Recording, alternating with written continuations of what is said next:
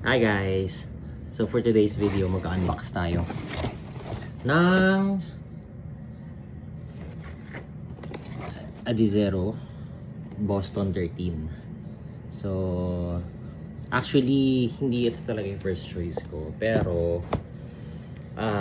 kaya ko siya nagustuhan kasi hindi siya tulad ng norm na kulay ng Adidas.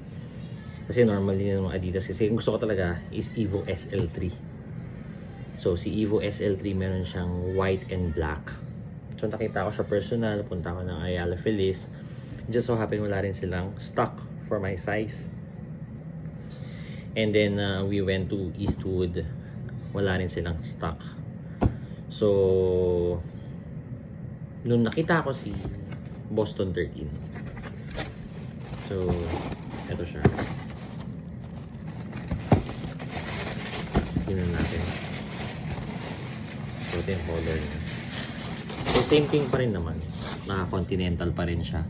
Yung rubber na gamit nila is continental. So kung alam nyo kung ano yung continental, you can search it on Google. So actually yung gulong din ng kotse ko is continental. So medyo pricey, I can say, kasi naka 22 inches ako. But anyway, in regards to this Adizero, ang nagustuhan ko sa kanya is katulad siya ng isang shoes ko na Adizero din. Hindi siya tela. Tingnan mo yung ano niya, yung material niya. It's like a plastic na, alam mo yun, pwedeng hindi mainit sa paa. Parang siyang screen there, you know. Tapos kung titingnan mo yung design niya, apaka-sleek niya.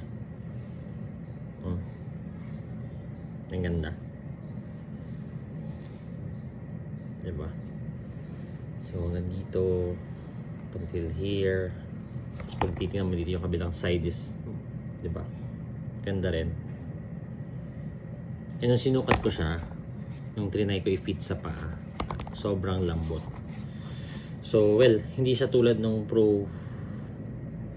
Adios Pro 14 yata yun, or Pro 4. So kung titingnan mo, ano pa rin naman siya, silky pa rin siya. Ang lambot naman nung sinukat ko sa paa. Yan. May hawig siya kay Evo SL3. Pero kasi Evo SL3, maganda sana yung color combination niya. Kaso nga na si Evo SL3 tela eh. So ako kasi mahilig ako maglaba. And mahilig ako sa puti. So every time na susuotin ko siya, 2-3 times lalabang ko na siya. And eto naman, kaya ako na siya nagustuhan kasi nga every time nilalabang ko yung isang Adizero ko na, which is katulad ng ganitong material, madali siyang matuyo. So ayun, yun yung nagustuhan ko sa kanya. So ano pa ba, diba? Yun, maganda lang. And nabili ko siya sa Adidas Eastwood. Doon ko siya nakita kasi may mga pinuntahan din akong other Adidas outlet pero wala siya. So luckily meron ako nakita sa Eastwood. So maganda siya, maganda. I mean if I would rate it, it is for me 9 out of 10. Kasi actually yung first choice ko talaga is aside kay Evo SL, yung first ko talaga is Pro 4, si Adios, and then second si Evo SL, and then ito.